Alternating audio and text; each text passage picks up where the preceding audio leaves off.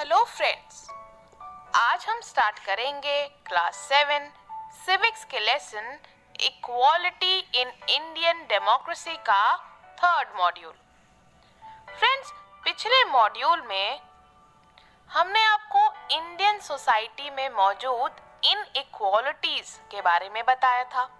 आज इस मॉड्यूल में हम पढ़ेंगे इक्वालिटी इन इंडियन डेमोक्रेसी के बारे में। फ्रेंड्स, हम बार बार इस बात को रिपीट करते आए हैं कि इंडियन कॉन्स्टिट्यूशन इक्वालिटी को बहुत ज़्यादा इम्पोर्टेंस देता है। तो वो कैसे देता है, क्या क्या प्रोविजंस बनाए गए हैं इस चीज़ के लिए, यही हम पढ़ेंगे आज के मॉड्यूल में। तो let's start with the first module. Friends, Indian constitution के अकॉर्डिंग हर caste, religion, class, language, gender के लोग इक्वल हैं, या फिर अगर ये भी कहें कि अगर किसी का इकोनॉमिक बैकग्राउंड अलग अलग है, लोगों में इकोनॉमिक डिफरेंस है, तभी भी कॉन्स्टिट्यूशन के हिसाब से लोग बराबर हैं। और इसी इक्वालिटी को बनाए रखने के लिए इंडियन कॉन्स्टिट्यूशन के आर्टिकल 15 में बहुत सारे प्रोविजंस इंक्लूड किए गए हैं। अब आप सोच रहे होंगे ये आर्टिकल 15 क्या है। तो फ्रेंड्स, ये जो आर्टिकल 15 है इंडियन कॉन्स्टिट्यूशन का, ये बेसिकली रोकता है डिस्क्रिमिनेशन को।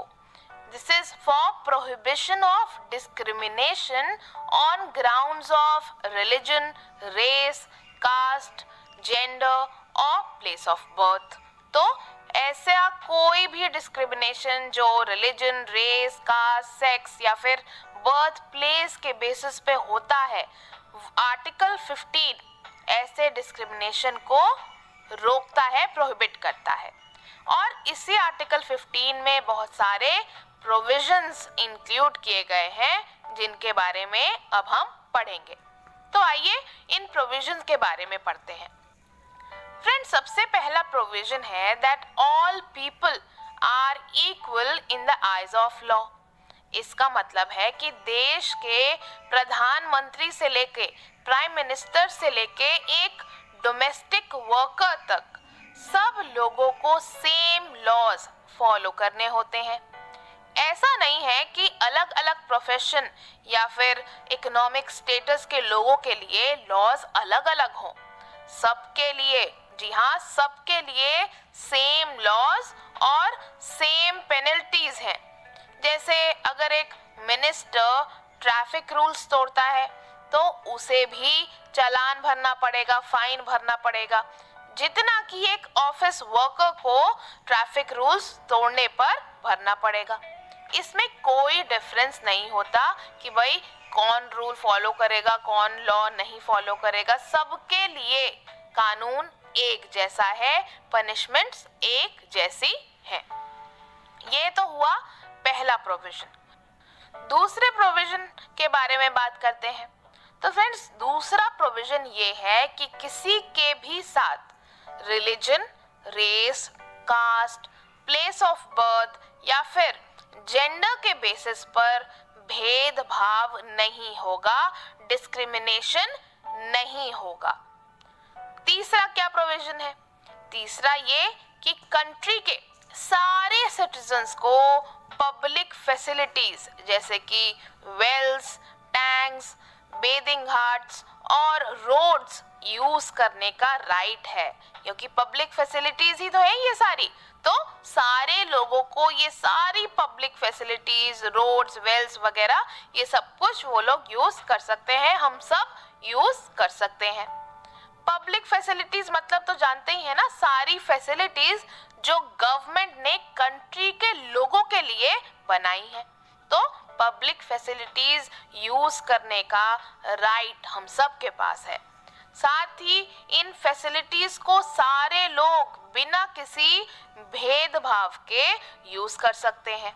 इसके अलावा हर सिटीजन बिना किसी रेस्ट्रिक्शन मतलब रुकावट के, बिना रुकावट के किसी भी शॉप, होटल, पार्क, रेस्टोरेंट्स या दूसरे एंटरटेनमेंट के प्लेसेस में फ्रीली जा सकता है। सो ये हो गया थर्ड प्रोविजन। फोर्थ प्रोविजन ये कहता है कि इंडियन कॉन्स्टिट्यूशन ने अनटचेबिलिटी को, छुआछूत को अबॉलिश कर दिया है, मतलब जड़ से उखाड़ कर फेंक दिया है। अनटचेबिलिटी मतलब कास्ट सिस्टम के अकॉर्डिंग जो लोअर कास्ट के लोग होते थे उनके साथ भेदभाव होता था, उन्हें बेसिकली डर्टी माना जाता था और अपर क्लास के लोग उन्हें टच करना भी गलत मानते थे। तो इस तरह का डिस्क्रिमिनेशन हुआ करता था अनटचेबल्स के साथ, लोगों के साथ जो लोअर कास्ट को बिलोंग करते थे। तो अनटचेबिलिटी को अबॉलिश करने का मतलब है कि अब किसी भी पर्सन को अनटचेबल की तरह ट्रीट नहीं करा जाएगा, उनके साथ डिस्क्रिमिनेशन करना इलीगल हो गया है, मतलब अपराध हो गया है। सारी कास्ट के लोगों को इक्वली ट्रीट किया जाएगा, ऐसा अब इंडियन कॉन्स्टिट्यूशन का कहना है। तो हुई ना इक्वालिटी इन इंडियन डेमोक्रेसी। तो हमने अभी आपको क्या बताया? हमने आपको बताया कि इंडियन कॉन्स्टिट्यूशन इंडिया के सारे सिटीजन्स को इक्वल मानता है और इसी इक्वालिटी को बनाए रखने के लिए इंडियन कॉन्स्टिट्यूशन में बहुत सारे प्रोविजंस बनाए गए हैं जो आर्टिकल 15 का पार्ट है। पहले प्रोविजन के अकॉर्डिंग सारे इंडियन सिटीजन्स के लिए सेम लॉज हैं, मतलब आप चाहे किसी भी पोस्ट, रीजन, कास्ट या स्टेट के हो, सबको सेम लॉज फॉलो करने होंगे। दूसरा प्रोविजन कहता है कि किसी पर्सन को उसकी race, religion, caste, place of birth या जेंडर के बेसिस पर डिस्क्रिमिनेट नहीं किया जाएगा। थर्ड प्रोविजन सारे सिटीजन्स को पब्लिक फैसिलिटीज जैसे कि wells, tanks, bathing ghats, roads use करने का राइट है। साथ ही सभी लोग बिना किसी रोक टोक के शॉप्स, होटल्स, पार्क्स, रेस्टोरेंट्स जैसे पब्लिक प्लेसेस में जा सकते हैं। और फोर्थ प्रोविजन में ये कहा गया है कि इंडियन कॉन्स्टिट्यूशन में अनटचेबिलिटी को भी अबॉलिश कर दिया गया है और इसकी प्रैक्टिस को इलीगल माना गया है। So let us revise once again. So friends, Indian Constitution recognizes all Indian citizens as equal and has made many provisions to uphold equality. Article 15 of the Indian Constitution considers all citizens equal before the law. It abolishes discrimination on the basis of race, religion, caste, place of birth and gender. All citizens are allowed to use government built services such as wells, tanks, bathing ghats and roads. People can also access places such as shops, markets, hotels, parks without any restrictions. And friends, untouchability has also been abolished and its practice in any form is considered as illegal. तो friends, ये था हमारा आज का module जिसमें हमने equality in Indian democracy के बारे में समझा।